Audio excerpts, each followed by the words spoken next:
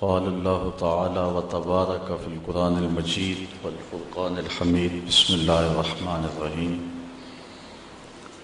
الحمد لله رب العالمين الرحمن الرحيم مالك يوم الدين إياك نعبد وإياك نستعين اهدنا الصراط المستقيم صراط الذين أنعمت عليهم غير المغضوب عليهم ولا الضالين آمين. صدق الله مولانا العظيم وصدق رسوله النبي الكريم الرؤوف الرحيم. اللهم نور قلوبنا بالقرآن وزين أخلاقنا بالقرآن وادخلنا الجنة بالقرآن ونجنا من النار بالقرآن. قال الله تعالى وتبارك وتعالى في شان حبيبه مخبرا وآمرا إن الله وملائكته يصلون على النبي يا أيها الذين آمنوا صلوا عليه وسلموا تسليما. الصلاة والسلام عليك يا رسول الله وعلى آلك وأصحابك يا محبوب رب العالمين. الصلاة والسلام عليك يا نبي الرحمة وعلى آلك وأصحابك يا رسول الملاحم. تمام حمد و ثنا، تعریف و توصیف اللہ جل مجدہ الکریم کی ذات بابرکات کے لیے جو خالق کائنات بھی ہے اور مالک ششہات بھی. اللہ جل وعلا کی حمد و ثنا کے بعد حضور نبی اکرم شفیع امم رسول محتشم نبی مکرم صلی اللہ علیہ وسلم کے حضور ناز میں اپنی عقیدتوں، ارادتوں، محبتوں اور نیاز مندیوں کا خراج پیش کرنے کے بعد واجب الاحترام ذوی الاحتشام برادران اسلام، السلام علیکم ورحمۃ اللہ وبرکاتہ. آنے والے معزز محترم سامعین کو ماہ نور شہر رمضان المبارک کی آمد پر بصمیم قلب مبارکباد پیش کرتا ہوں. اللہ تعالیٰ جل شانہ ہمیں اس ماہ نور کی برکتیں نصیب فرمائے.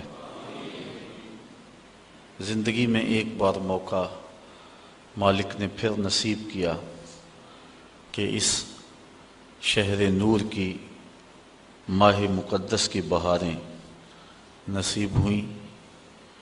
صلاۃ التراویح، سحری افطاری اور ذکر و اذکار، درس قرآن کے لطف دوبارہ نصیب ہوئے. اللہ تعالیٰ جل شانہ ان برکتوں اور رحمتوں کو دامن میں سمیٹنے کی توفیق نصیب فرمائے. این سعادت بزور بازو نیست تا نہ بخشد خدائے بخشندہ. اللہ تعالیٰ جل شانہ کے محبوب علیہ السلام نے ارشاد فرمایا کہ اگر لوگوں کو پتہ چل جائے کہ ماہ رمضان میں کیا ہے تو وہ آرزو کریں کہ پورا سال ہی روزے رہیں اور یہ مہینہ پورے سال پہ پھیل جائے.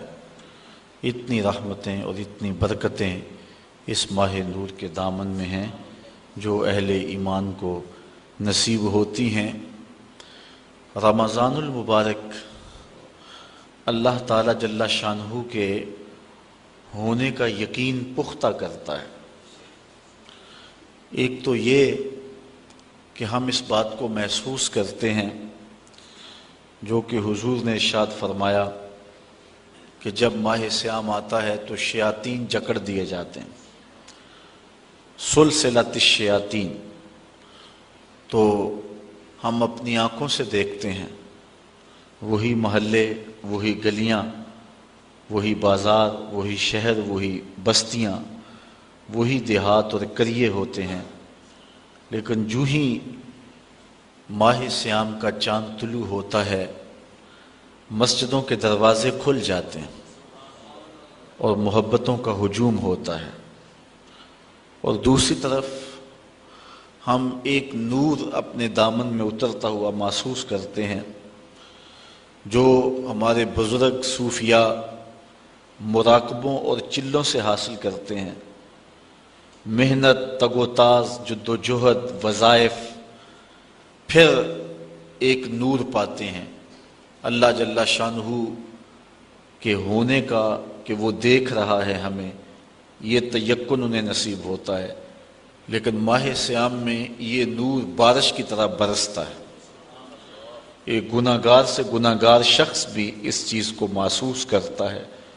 آپ نے کبھی دیکھا ہو کہ دوپہر کے وقت سخت گرمی ہے، زبان کانٹا بنی ہے، حلق خشک ہے، ٹھنڈا پانی دستیاب ہے، دروازہ بند ہے، کوئی دیکھنے والا بھی نہیں، اس کے باوجود بھی بندہ پانی کا ایک گھونٹ حلق سے نیچے نہیں اتارتا کہ میرا اللہ مجھے دیکھ رہا ہے۔ یہ نور خاص طور پہ ہمیں اس مہینے میں نصیب ہوتا ہے، بلکہ جب صبح سحری کا منظر ہوتا ہے تو چھوٹے چھوٹے بچے بھی جاگ پڑتے ہیں اور وہ بھی ضد کرتے ہیں کہ ہم نے بھی روزہ رکھنا ہے، تو مائیں ان سے مجبور ہو کے انہیں بھی کھانا دیتی ہیں۔ جب دھوپ چمکنے لگتی ہے اور بچوں کے چہروں پر کمزوری کے آثار ظاہر ہوتے ہیں تو مائیں کہتی ہیں کہ بیٹے تم روزہ کھول لو، تمہارے 2 روزے ہو جائیں گے۔ ہمارے دیہاتوں میں کہتے ہیں چڑی روزہ ہو جائے گا، لیکن میں نے دیکھا ہے کہ چھوٹے بچے بھی خلوت میں بھی پانی نہیں پیتے۔ وہ نور جو مراقبوں اور چلوں سے نصیب ہوتا ہے وہ 7 سال کے بچے کے سینے میں بھی ڈھیل دیا جاتا ہے۔ یہ اس ماہ نور کا فیضان ہے جو ہم اپنی آنکھوں کے سامنے برستا ہوا دیکھتے ہیں۔ میں سمجھتا ہوں کہ اس شخص سے بڑا بد نصیب زمانے میں کوئی نہیں جو اس مہینے میں بھی محروم رہ جاتا ہے، مسجد کا رخ نہیں کرتا، اسے صلاۃ التراویح نصیب نہیں ہوتی، نیکی کی محفلیں اور اچھائی کا ماحول اس کا مقدر نہیں ہوتا۔ حضور علیہ السلام نے منبر کی 3 سیڑھیوں پہ قدم رکھتے آمین آمین فرمایا تھا۔ بعد میں صحابہ کے پوچھنے پر ارشاد فرمایا کہ میرے پاس جبریل امین آئے تو انہوں نے کہا اس شخص کی ناک خاک آلود ہو جو والدین کو بڑھاپے میں پائے اور خدمت کر کے جنتی نہ ہو، تو میں نے آمین کہا۔ پھر کہا اس شخص کی ناک خاک آلود ہو جس نے ماہ صیام رمضان المبارک کو پایا اور عبادات کر کے اپنی بخشش نہ کروائی، تو میں نے آمین کہا۔ تو جبریل امین نے پھر جب میں نے 3ری سیڑھی پہ قدم رکھا تو کہا اس شخص کی ناک خاک آلود ہو جس کے سامنے آپ کا ذکر کیا جائے وہ آپ پہ درود نہ پڑے، تو میں نے آمین کہا۔ اب جبریل یہ کہنے والے ہوں اور حضور آمین فرمانے والے ہوں تو پھر دعا کی قبولیت میں شک کوئی نہیں رہتا، تو اس شخص سے بڑا بد نصیب کوئی نہیں جو اس ماہ صیام میں بھی محروم رہتا ہے۔ اللہ تعالی ہمیں، ہمارے گھر والوں کو، ہمارے عزیزوں کو، اقربا کو، بلکہ پوری امت مسلمہ کو اس ماہ نور کی برکت نصیب فرمائے اور ہم میں سے رحمتوں کے اس موسم برسات میں کوئی شخص بھی محروم نہ رہے۔ آج کی اس نشست میں سورۃ الفاتحہ پہ کچھ گفتگو آپ کے گوش گزار کرنے کی کوشش کروں گا۔ آپ کی توجہ چند لمحوں کے لیے چاہوں گا، اللہ تعالیٰ میری زبان پر کلمۃ الحق جاری فرمائے۔ سورۃ الفاتحہ وہ بابرکت سورت ہے جو کہ مکہ المکرمہ میں حضور کے سینہ اطہر پہ نازل ہوئی۔ 7 آیات پر مشتمل یہ سورت اپنے دامن میں بہت سا نور رکھتی ہے، بلکہ قرآن مجید کی یہ واحد سورت ہے جو 1 بار نہیں 2 بار نازل ہوئی ہے، اس لیے اس کو 7 مثانی بھی کہتے ہیں کہ 7 آیتیں جو 2 بار نازل ہوئیں۔ حضرت ابو سعید بن معلہ رضی اللہ تعالی عنہ جلیل القدر صحابی ہیں، نماز پڑھ رہے تھے تو حضور نے انہیں آواز دی۔ چونکہ وہ نماز میں مشغول تھے تو تھوڑی دیر کے بعد پہنچے۔ حضرت امام بخاری نے اپنی سند کے ساتھ اس روایت کو لکھا ہے۔ تھوڑی دیر کے بعد پہنچے تو آقا کریم نے فرمایا کہ میں نے تمہیں آواز دی اور تم نے آتے ہوئے دیر کیوں لگا دی؟ تو حضرت ابو سعید بن معلّہ عرض کرنے لگے حضور میں نماز پڑھ رہا تھا تو آقا کریم علیہ السلام نے ارشاد فرمایا کہ تو نے اللہ کا کلام نہیں سنا؟ یا ایھا الذین آمنوا استجیبوا للہ وللرسول اذا دعاکم، اے ایمان والو جب تمہیں اللہ اور اس کا رسول پکارے تو ان کی پکار پہ لبیک کہا کرو۔ یہ سورہ انفال کی آیت نمبر 24 ہے، اور حکم ہے اہل ایمان کو کہ جب حضور آواز دیں تو تم نماز بھی پڑھ رہے ہو، نماز چھوڑ کے نبی کی پکار پہ لبیک کہتے ہوئے حاضر ہو جایا کرو۔ اور پھر صحابہ اس واقعہ کے بعد حاضر ہوتے تھے اور آقا کریم جو کام کہتے وہ کام کرتے، اور واپس آتے تو جہاں سے نماز چھوڑی ہوتی وہیں سے نماز شروع کرتے۔ اوروں سے مخاطبہ کریں تو نماز ٹوٹ جاتی ہے، لیکن حضور علیہ السلام سے نہ کلام کرنے سے نماز ٹوٹتی ہے، نہ حضور کی خدمت میں حاضری سے نماز ٹوٹتی ہے۔ آقا کریم علیہ السلام کی خدمت میں نماز کے اندر ہی تو کہا جاتا ہے السلام علیکہ ایھا النبی۔ تو حضرت نبی رحمت صلی اللہ علیہ وآلہ وسلم نے فرمایا اے ابو سعید بن معلّہ، میں تمہیں مسجد کے نکلنے سے قبل ایک ایسی سورت بتاؤں گا جو 2 مرتبہ نازل ہوئی ہے اور جو 7 مثانی ہے۔ تو حضرت سعید بن معلّہ کہتے ہیں کہ حضور نے میرا ہاتھ پکڑ لیا، جب ہم مسجد سے باہر نکلنے لگے تو میں نے حضور سے عرض کی حضور آپ نے وعدہ کیا تھا کہ میں مسجد سے باہر نکلنے سے قبل آپ کو وہ سورت بتاؤں گا جس سے افضل سورت قرآن کے دامن میں کوئی اور نہیں ہے۔ تو حضور علیہ الصلوۃ والسلام نے ارشاد فرمایا الحمدللہ رب العالمین۔ یہ سورت 7 مثانی ہے، اور اس سورت سے افضل قرآن مجید کے اندر کوئی سورت نہیں ہے۔ اور حضرت ابی بن کعب رضی اللہ تعالی عنہ سے بھی اسی طرح کی ایک روایت مروی ہے جس کو امام ترمذی نے اپنی سند کے ساتھ روایت کیا ہے کہ حضور علیہ السلام نے ان کو آواز دی تو وہ بھی دیر سے پہنچے، تو حضور نے ان کو بھی یہ کہا کہ تم نے اللہ تعالیٰ کا کلام نہیں سنا؟ جب اللہ اور اس کا رسول پکارے تو پکار پہ لبیک کہا کرو۔ اور پھر حضور نے ان کو فرمایا کہ میں تمہیں ایک ایسی صورت بتاتا ہوں کہ جس جیسی صورت نہ تورات میں ہے، نہ زبور میں ہے، نہ انجیل میں ہے، اور نہ اس جیسی کوئی دوسری صورت قرآن میں بھی ہے۔ تو پھر حضور نے سورۃ الفاتحہ کا بتایا۔ یہ وہ صورت ہے جو ہر روز ہر نمازی ہر نماز کی ہر رکعت میں وکالتاً یا اصالتاً تلاوت کرتا ہے۔ اگر کوئی 5 گانا نماز پڑھنے کی توفیق رکھتا ہے تو وہ دن میں 48 مرتبہ اس سورت کو تلاوت کرتا ہے۔ تو یہ وہ بابرکت سورت، یہ ہمیں کیا پیغام دیتی ہے؟ آج کی نشست میں ہم نے اس پہ مختصر گفتگو آپ کے گوش گزار کرنی ہے۔ قرآن مجید کے اندر کل 114 صورتیں ہیں۔ سورہ توبہ کے علاوہ ہر سورت کے ابتدا میں تسمیہ شریف بسم اللہ الرحمن الرحیم موجود ہے، جو احناف کے نزدیک 2 سورتوں کے فاصلے کے لیے لایا گیا ہے، جبکہ سورہ نمل میں بسم اللہ الرحمن الرحیم یہ جزو قرآن ہے۔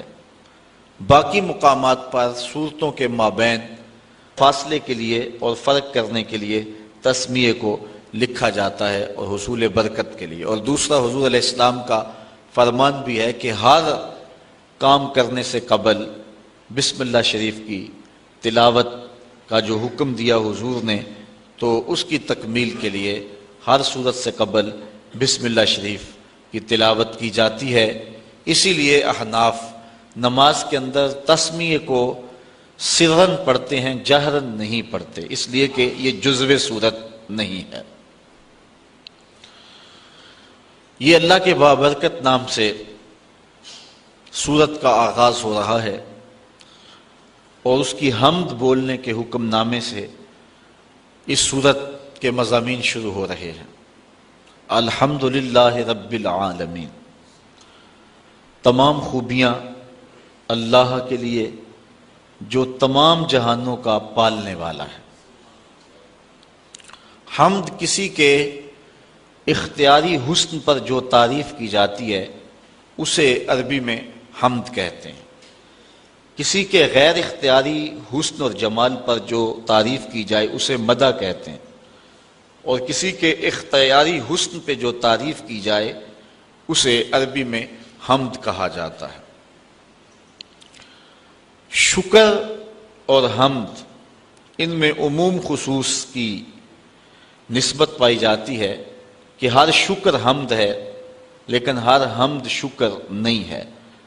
کسی کی نعمت کے بدلے میں جو تعریف کی جائے، خوبیاں بیان کی جائیں، وہ شکر کہلاتی ہے، اور بغیر کسی کی نعمت کے شکریہ کے طور پہ ویسے قدر شناسی کے طور پہ جو تعریف کی جائے اس کو عربی میں حمد کہتے ہیں۔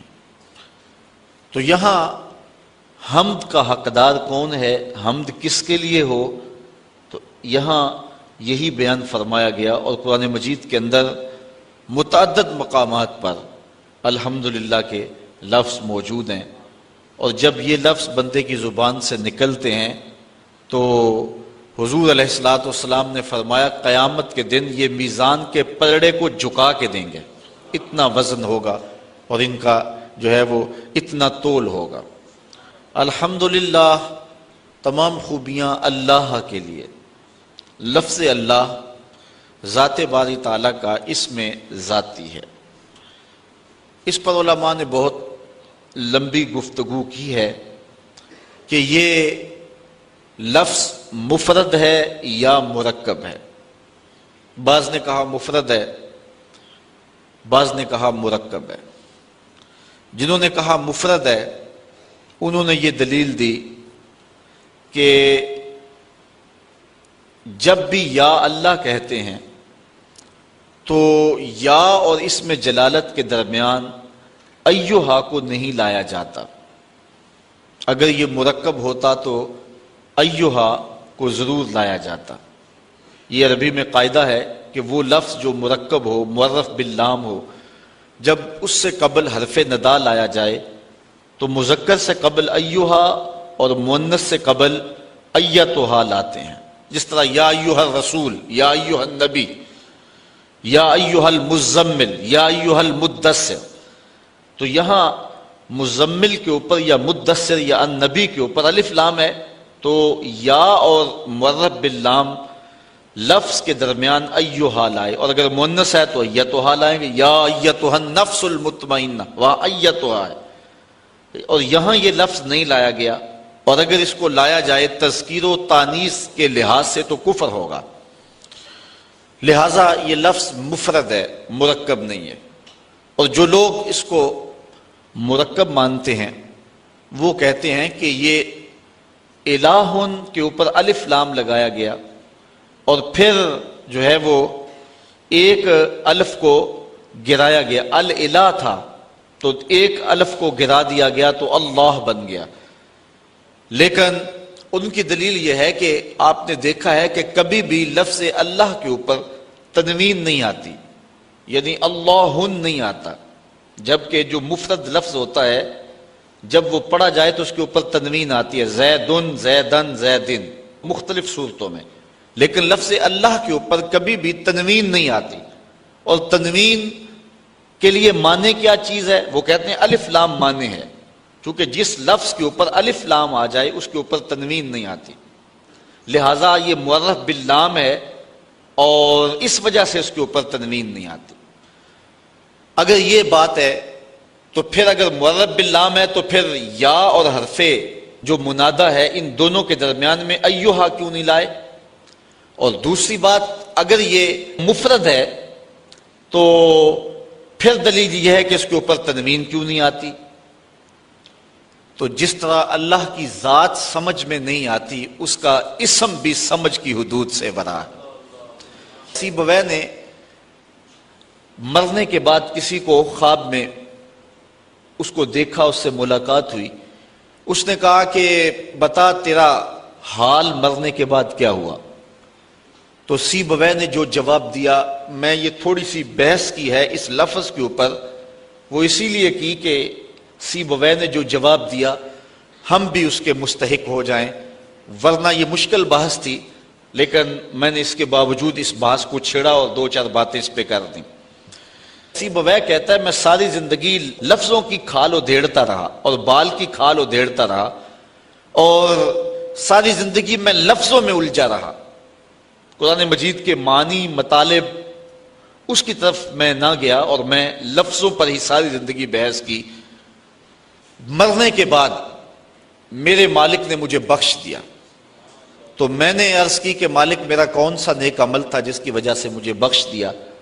تو ارشاد ہوا کہ تو نے لفظوں پہ ساری زندگی بحث کی، یہ تیرا کوئی ایسا عمل نہیں تھا، لیکن لفظوں میں بحث کرتے کرتے میرا نام بھی اس لفظوں کے اندر آیا، لفظ اللہ۔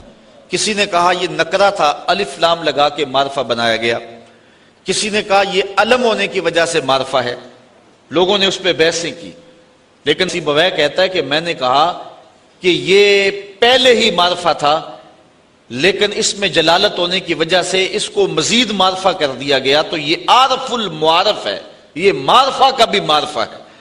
کہتا کہ میں نے اس کے بابرکت نام کو عارف المعارف کہا، تو اللہ تعالیٰ جل شانہ کو میری یہ ادا پسند آ گئی اور میری مغفرت فرما دی۔ اس لیے میں اس کے بابرکت نام پہ تھوڑی سی بات کی ہے کہ باوجود کہ یہ علماء کا موضوع ہے، لیکن سارے لوگ پوری توجہ سے اس گفتگو کو سن رہے تھے۔ کس لیے سن رہے تھے؟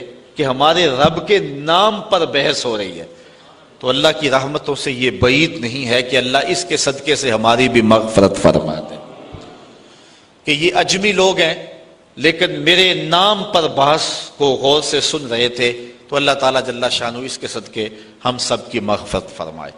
تو کہا تمام خوبیاں اللہ کے لیے۔ اب یہاں الحمد کے اوپر جو الف لام ہے، یہ بھی علماء نے کہا جنس کے لیے، یا الف لام جنس کا ہے یا استغراق کا ہے۔ ان دونوں صورتوں میں معنی یہ بنتا ہے کہ ہر خوبی اللہ کے لیے، یا ہر چیز جس کو خوبی کہا جا سکتا ہے وہ اللہ کے لیے، یعنی ہر کمال، ہر تعریف، ہر وصف، ہر خوبی، اس کے جتنے بھی افراد ہیں، یعنی خوبی کی جتنی بھی صورتیں اور قسمیں ہیں، وہ سب اللہ کے لیے۔ اور دوسرا معنی یہ ہے کہ جسے خوبی کہتے ہیں، نفس خوبی، جنس خوبی، جنس کمال، جنس تعریف، وہ سب کے سب اللہ کے لیے، جس کی شان یہ ہے رب العالمین، جو تمام جہانوں کا پالنے والا ہے۔ کسی چیز کو اس کی استعداد ذاتیہ کے مطابق درجہ بدرجہ مرتبہ کمال تک پہنچانا ربوبیت کہلاتا ہے، یعنی جو اس کی فطری لیاقت اور استعداد ہے، جو اس کی طبع میں رکھی گئی ہے۔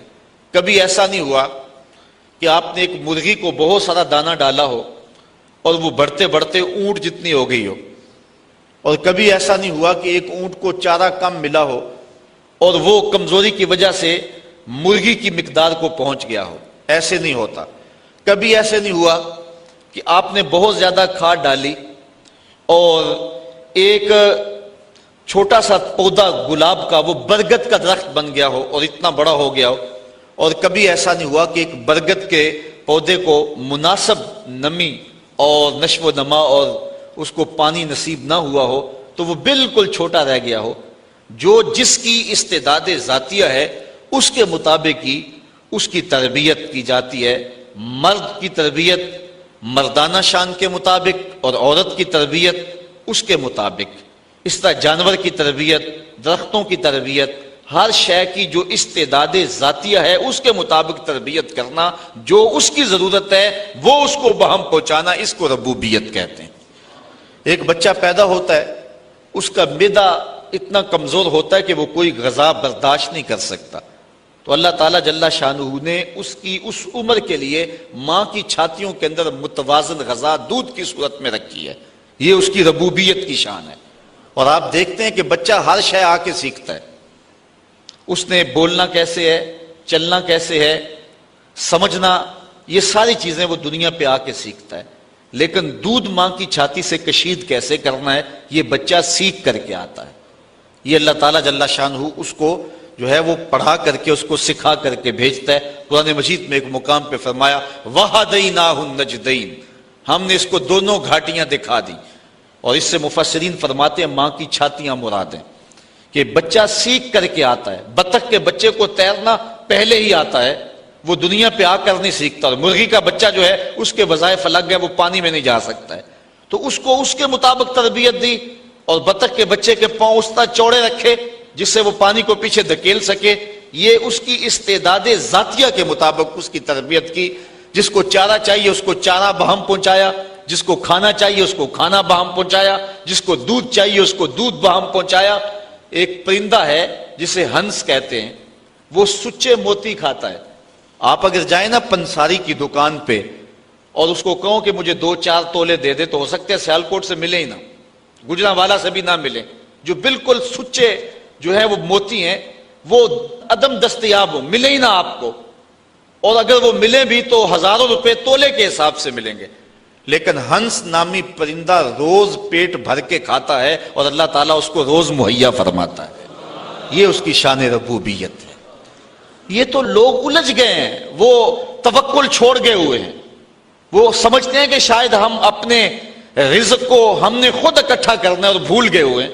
یہ رب کی ذمہ داری ہے، یہ اس کی شان ربوبیت ہے، جس کو جو چاہیے اس کو وہ بہم پہنچاتا ہے۔ ہمیں صرف اتنی ڈیوٹی ہے کہ ہم اسباب کی تلاش کریں، اس کے بعد جو کچھ ہے اس کے کرم پہ چھوڑ دیں۔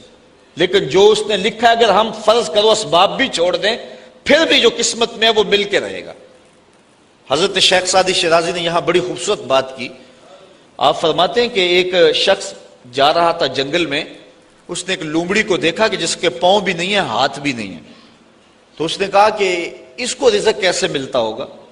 ساتھ ہی ایک درخت کے اوپر بیٹھ گیا، ایک شیر آیا، اس نے شکار کیا اور اس نے شکار کھایا اور پس خوردہ چھوڑ کے چلا گیا۔ یہ لومڑی رینگتی رینگتی پہنچی اور پہنچ کر کے اس نے جو ہے وہ بچا کھچا کھایا اور اپنا پیٹ بھر لیا۔ یہ جا کے ایک غار میں بیٹھ گیا کہ جب لومڑی کو جس کے ہاتھ بھی نہیں ہیں پاؤں بھی نہیں ہیں اللہ تعالیٰ نے اس کے رزق کا وسیلہ بھی قائم کر دیا، تو جو میری قسمت کا لکھا ہے وہ بھی مجھے مل جائے گا، تو میں محنت کیوں کرتا پھرتا ہوں۔ تو وہ جا کے ایک غار میں بیٹھ گیا، ایک آدھا وقت تو فاقہ کاٹا، جب بھوک سے نڈال ہوا تو آواز آئی ہاتف سے، اے بندے میں تیرا بھی رب ہوں، لیکن لومڑی نہ بن شیر بن، خود بھی کھا اور اوروں کو بھی کھلا۔ ہمیں حکم ہے کہ ہم اسباب پر نظر رکھیں، لیکن حقیقی نظر ہماری جو ہے وہ مسبب پر ہونی چاہیے۔ ہم ایسا نہ ہو کہ رزق کی تلاش میں رازق کو چھوڑ دیں اور ہم اس دنیا کو مقصود بنا لیں۔ اللہ تعالیٰ نے ان لوگوں کی مذمت کی ہے جن کا اوڑھنا بچھونا دنیا ہے۔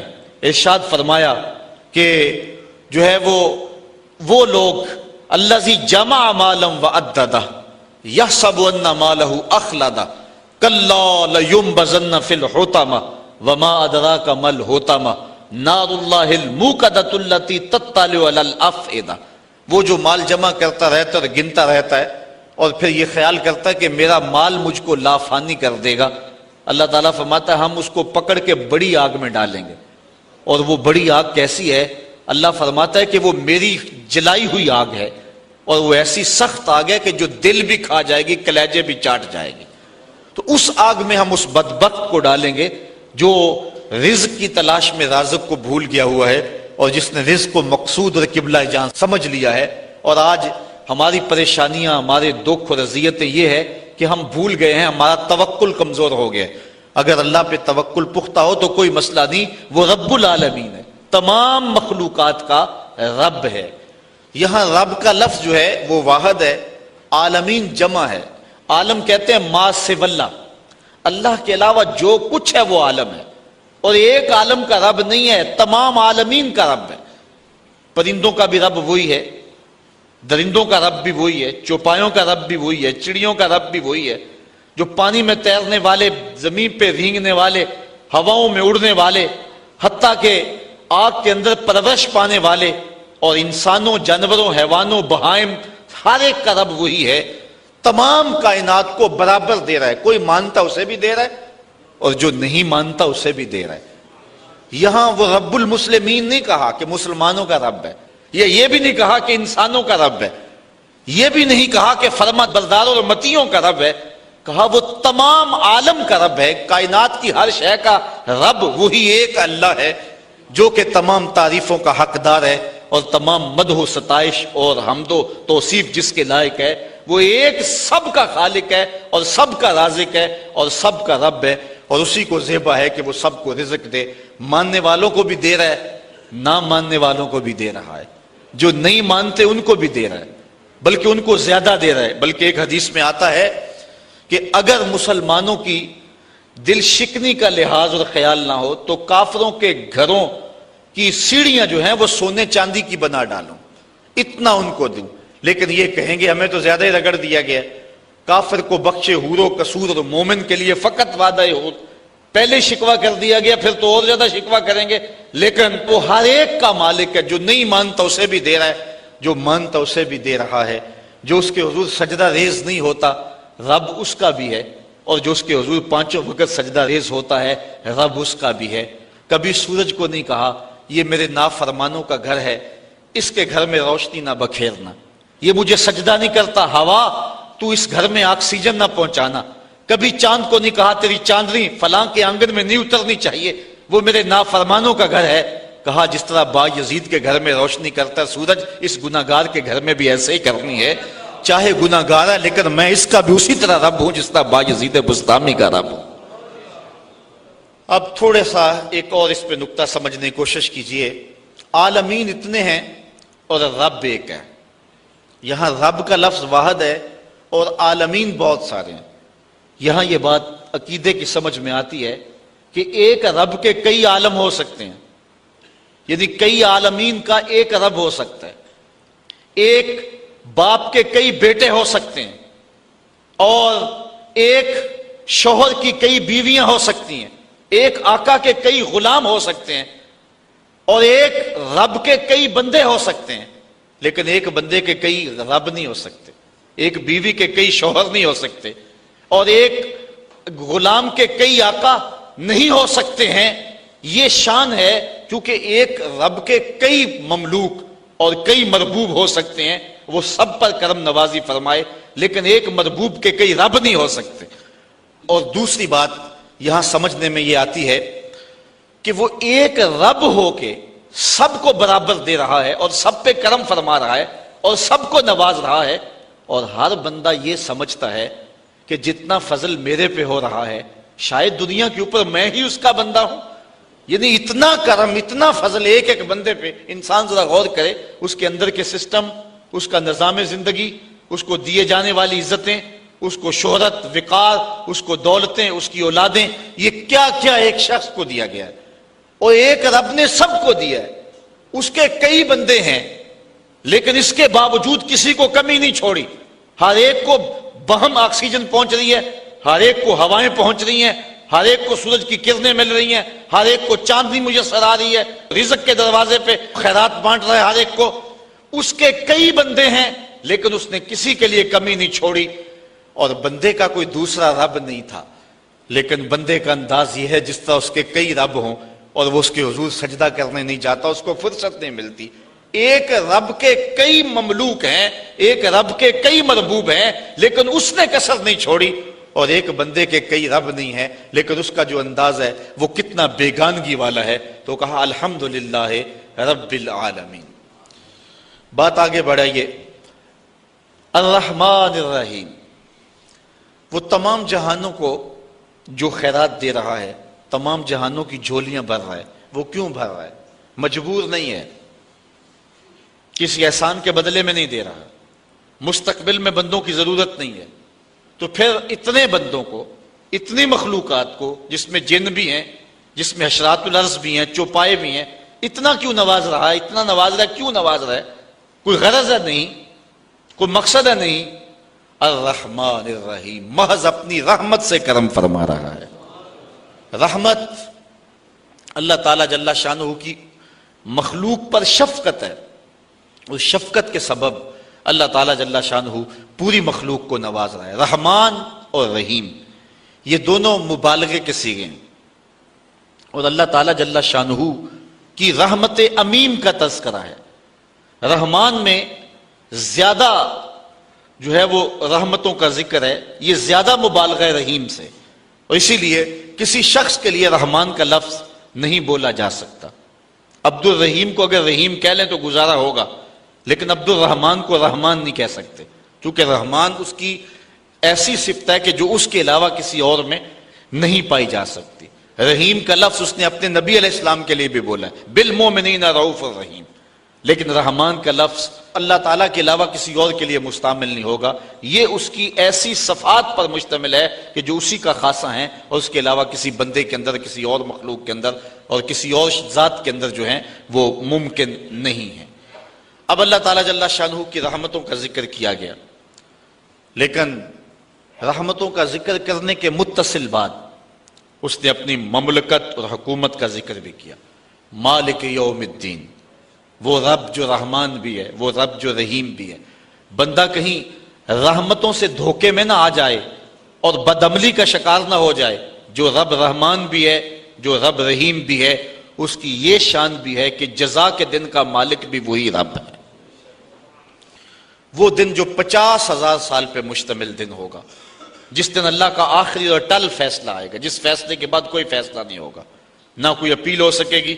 یہاں تو سول کورٹ سے سیشن کورٹ میں، وہاں سے جو ہے وہ ہائی کورٹ میں، وہاں سے سپریم کورٹ میں چلے جاتے ہیں، لیکن وہ آخری فیصلہ ہوگا، اس کے بعد کوئی کورٹ نہیں ہے، اور نہ کوئی دن ہے اس کے بعد۔ جو فیصلہ ہوگا وہ ٹل ہوگا اور وہ طے ہوگا۔ اس لیے بندے کو ساتھ ڈرایا بھی گیا ہے، کیونکہ ایمان خوف اور امید کی کیفیت کے درمیان ہے۔ حضرت کمایا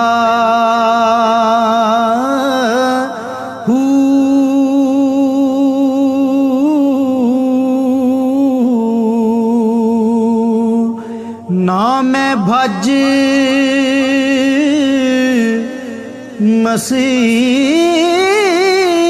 مسیتی وڑیا نا تسبا